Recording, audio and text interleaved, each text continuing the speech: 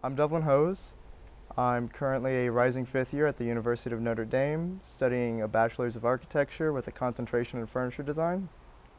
This summer, I'm really pleased to be attending the summer school in Ronda, and specifically to be able to come to a spot that I haven't been here before and explore the vernacular architecture of the region and of the city in its very unique context.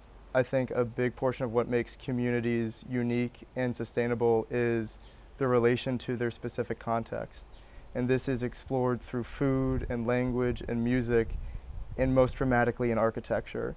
And without studying and preserving these specific building practices, we risk losing a very important part of what makes human communities so unique. The most exciting thing so far has been being in the city and looking at the different materials that are being used, the brick, the lime mortar, the lime stucco, the use of the stones in the region and the specific clay tiles, and seeing the similarities with what I have studied in both Granada as well as Malaga and Marrakesh, but also seeing the very unique differences. I mean, Ronda is this mountainous city. It has a very different climate zone than Malaga, and it's reflected uniquely in the architecture of the city. It's very different from university or studio from my experience, in that the students are put out into the field to really explore with some guidance, but it's very much left up to the student to determine what they want to focus on. For me personally, I'm very interested in masonry and stone construction, and I've spent the majority of my time in Ronda so far over this past week detailing the bricks, the stone sizes, what types of joints are being used, what type of masonry techniques are being used. But there's a bunch of other students that have these very unique interests, and what's great in this summer studio is being able to sit down and converse and talk to people with different levels of expertise and find out, oh, you're super interested in tile, and seeing their drawings and what they've studied and being able to share what you conversely have looked into. And it's how I would describe it is it's an ongoing conversation with the city of Ronda between the students, which I find is not always the case in a more traditional studio, and I really enjoy experiencing here in Ronda with the program so far.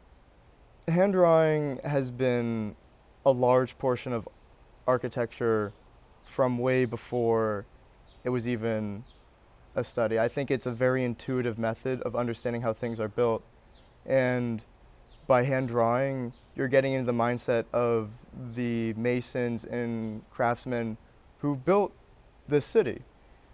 I myself have found that when I hand draw, it really challenges what I see with my eye. So I will see something, but a lot of times it gets abstracted with my eye. I make an assumption. And when I'm drawing, it challenges that. I draw a line, and then when I look up, it compares it intuitively in that moment. And you realize a lot of cases that this line's not the same. There's something slightly different, or that the mortar's slightly changed, or that this line isn't straight, it's actually curved, or it's beveled. And by doing this with every single line on the page, you grow in a very accurate understanding of the building or of the subject that you're drawing that you don't always get if you just take a photograph. You're able to really commit to memory what you're studying versus abstracting it. You understand it on a more base level of how it was constructed.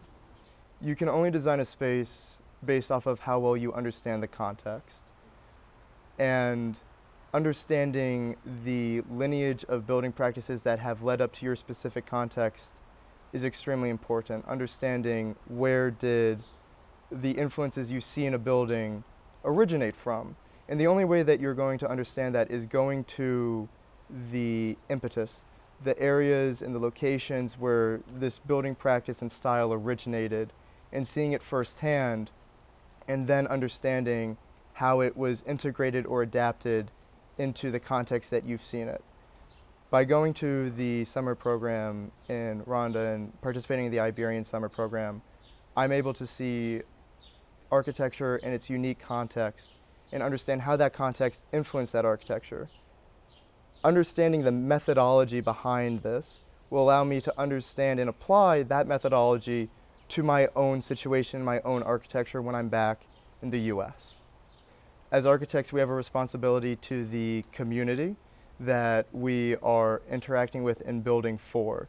And we have a responsibility to not only the human members of the community, but the future members. What's the environment that we are leaving for them? What are the buildings that they are going to come to interact with? What are the spaces that they're going to inhabit?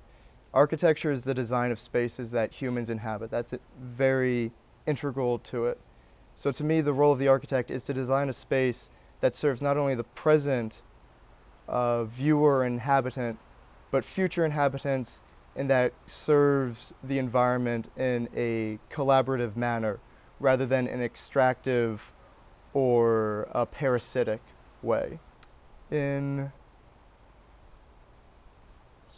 my area of New York, we have an ongoing issue with congregation churches closing and dwindling in size, and the churches closing and not being reused or rehabilitated. And I think my dream project would be a form of adaptive reuse of these spaces and finding the new life for a building that is abandoned, and seeing how it can be reintegrated into the community using traditional building materials from the context that it's in. That would be my dream project. You see this trend towards economization, and it really feels that what it has been pushed towards, unfortunately with a lot of architecture projects, is an increase of scale for an increase of margins, for an increase of profit. And at many times, in a lot of the instances that I've seen from my own personal experience, that has come at the cost of the human experience of that space. I think architects have a responsibility to design beautiful spaces. I'm not saying that you can only do it through Greco-Roman.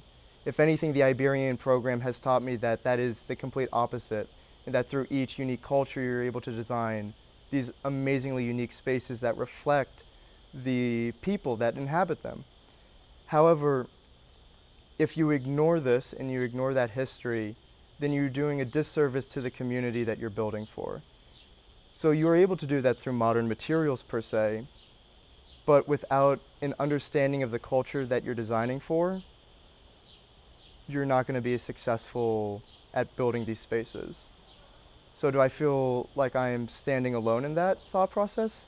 Absolutely not. The lecture series here at the Iberian program has shown me that there's a myriad of architects who are thinking like this. From University of Notre Dame, I have professors who directly share this opinion with me and have expressed their own work that shows that there's an appreciation of creating a unique space for the unique inhabitants.